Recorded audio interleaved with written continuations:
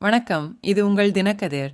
என் ரங்கசாமி தலைமையிலான ஏஎன் ஆட்சி பாஜக அரசாங்கத்தில் புதிய அமைச்சரை சேர்ப்பதற்கான தளங்கள் திறக்கப்பட்டுள்ளன. ஏனெனில் முதல்வர் சனிக்கிழமை அமைச்சரவைக்கு ஒரு பாஜக எம்.எல்.ஏவை லெப்டினன்ட் கவர்னர் கே கைலாஷ்நாதனுக்கு முறையாக பரிந்துரைத்தார். ராஜ் நிவாசில் 30 நிமிட கூட்டத்திற்கு பிறகு முதல்வர் ரங்கசாமி ஒரு கடிதம் சமர்ப்பிக்கப்பட்டதை உறுதிப்படுத்தினார். அதில் ஒரு பாஜக அமைச்சர் ராஜினாமா செய்துள்ளார். நான் மற்றொரு பாஜக எம்எல்ஏவை அமைச்சராக பரிந்துரைத்து கடிதத்தை துணைநிலை ஆளுநரிடம் ஒப்படைத்துள்ளேன் என்று குறிப்பிடப்பட்டுள்ளது. ரங்கசாமி அதிகாரப்பூர்வமாக பெயரை உறுதிப்படுத்தவில்லை என்றாலும் காமராஜ் நகரைச் சேர்ந்த பாஜக சட்டமன்ற உறுப்பினர் ஏ. ஜான்குமார் பதவியேற்க வாய்ப்புள்ளதாக வட்டாரங்கள் தெரிவிக்கின்றன. வேட்பாளர் குறித்து அழுத்தம் கொடுக்கப்பட்டபோது பத்திரிகையாளர் சந்திப்பிலிருந்து வெளியேறுவதற்கு முன்பு நீங்கள் ஏற்கனவே பெயரை செய்திகளில் சேர்த்துவிட்டீர்கள் என்று ரகசியமாக பதிலளித்தார் ரங்கசாமி. சிறுபான்மை சமூகத்தைச் சேர்ந்த குமார் 2021இல் பாஜகவில் இணைந்த முன்னாள் காங்கிரஸ் எம்எல்ஏ. சிறிது காலமாக அமைச்சரவை பதவிக்காக போராடி வருகிறார். குமாரின் எதிர்பார்க்கப்பட்ட சேர்க்கை பாஜகவின் புதுச்சேரி பிரிவிற்குள் உள்ள அதிருப்தியை அமைதிப்படுத்துவதற்கான ஒரு அரசியல் வெகுமதியாகவும் ஒரு மூலோபாய நடவடிக்கையாகவும் பார்க்கப்படுகிறது. முந்தைய காங்கிரஸ் அரசாங்கத்தின் வீழ்ச்சியில் அவர் முக்கிய பங்கு வகித்தார். மேலும் 2021இல் பாஜக 2 சட்டமன்ற இடங்களை பெற உதவினார்.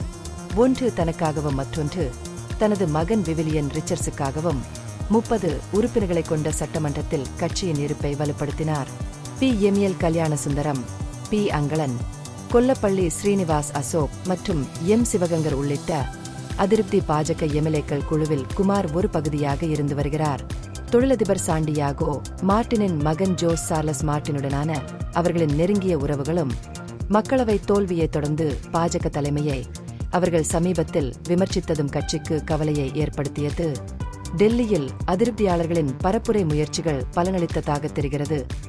ஏனெனில் தலைமை 2026 சட்டமன்ற தேர்தலுக்கு முன்னதாக அவர்களுக்கு அதிக பிரதிநிதித்துவத்தை உறுதியளித்ததாக கூறப்படுகிறது.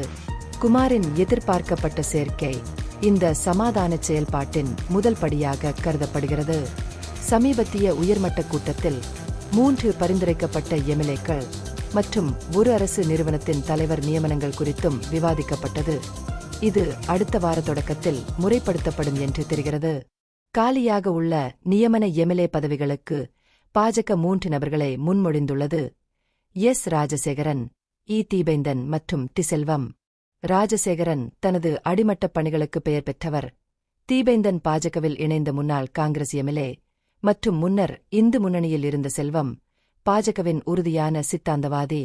2026 தேர்தலுக்கு முன்னதாக பாஜக தனது அணிகளை ஒன்றிணைத்து அதன் நிலையை வலுப்படுத்த நடவடிக்கை எடுத்து வருவதால் அதிருப்தி எம்எல்ஏக்களிடையே தலைவர் பதவிகளை பகிர்வதும் பரிசீலிக்கப்பட்டு வருகிறது.